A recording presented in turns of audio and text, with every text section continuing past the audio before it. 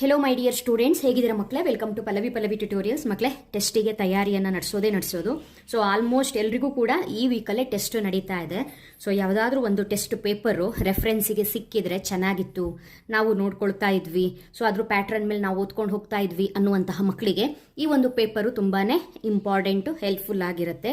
So ಈ ಒಂದು paper already ಒಂದು ಕಾಲೇಜಲ್ಲಿ ಎಕ್ಸಾಮ್ ನಡೆದಿರುವಂತಹ ಪೇಪರು.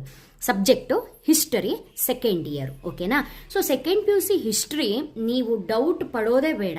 ನಿಮಗೆ ಟೆಸ್ಟಿಗೆ ಕವರ್ ಆಗೋದು ಎಲ್ಲಿವರೆಗೆ? ಫಾರ್ ಎಕ್ಸಾಂಪಲ್, ಈಗ 4.5 ವರೆಗೂ 4.6 ವರೆಗೂ, ಹೆಚ್ಚು ಅಂದ್ರೆ 4.7 ವರೆಗೂ ಟೆಸ್ಟಿಗೆ ಕವರ್ ಆಗುತ್ತೆ ಚಾಪ್ಟರ್ಸು ಅಂತ ನಿಮಗೆ ಹೇಳಿರ್ತಾರೆ.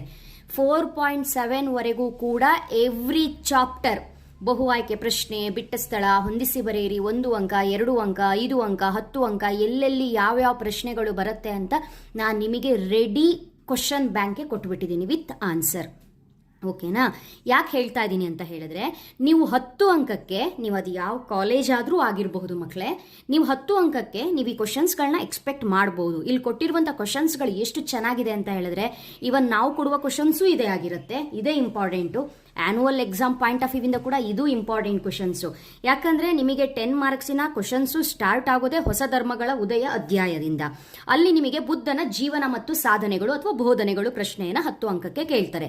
ಅದು ಬಿಟ್ರೆ ನೆಕ್ಸ್ಟ್ ಕೇಳುವಂಥದ್ದು ಅಶೋಕನ ಜೀವನ ಸಾಧನೆ. ಅದು ಬಿಟ್ರೆ ಗುಪ್ತರು ಅಧ್ಯಾಯದಲ್ಲಿ ಗುಪ್ತರ ಕಾಲವನ್ನು, ಭಾರತದ ಇತಿಹಾಸದಲ್ಲಿ ಗುಪ್ತರ ಕಾಲವನ್ನು ನಾವು ಸುವರ್ಣ ಯುಗ ಅಂತ ಯಾಕೆ ಕರಿತೀವಿ ಅನ್ನುವಂಥ ಪ್ರಶ್ನೆ ಒಂದು ರೈಸ್ ಆಗುತ್ತೆ. ಈ 3 ಪ್ರಶ್ನೆಗಳು ನಿಮಗೆಲ್ರಿಗೂ ಕೂಡ ಇಂಪಾರ್ಟೆಂಟ್. ಯಾಕಂತ ಹೇಳಿದ್ರೆ ಟೆಸ್ಟಿಗೆ ಕವರ್ ಆಗೋ ಅಧ್ಯಾಯಗಳವರೆಗೆ 4.7, 4.8 ಈ ತರ ಬಂದಾಗ ಅಲ್ಲಿವರೆಗೆ 10 ಅಂಕ ಕವರ್ ಆಗೋ ಪ್ರಶ್ನೆ ಇದಿಷ್ಟು ಮಾತ್ರ ಇರಲಿಕ್ಕೆ ಸಾಧ್ಯ.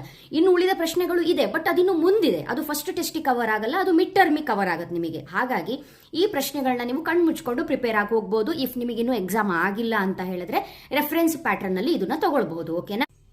ನೆಕ್ಸ್ಟ್ 5 ಅಂಕದ ಪ್ರಶ್ನೆಗೆ ಬಂದ್ರೆ, first chapter very very important. ಇಲ್ಲಿ ಹೈಲೈಟ್ ಮಾಡಿಲ್ಲ, ಫಸ್ಟ್ ಚಾಪ್ಟರ್ ಟಾಪಿಕ್ ನ ಇಲ್ಲಿ ತಗೊಂಡಿಲ್ಲ, ಬಟ್ ನೀವು ನೆಗ್ಲೆಕ್ಟ್ ಮಾಡೋ ಹಾಗಿಲ್ಲ.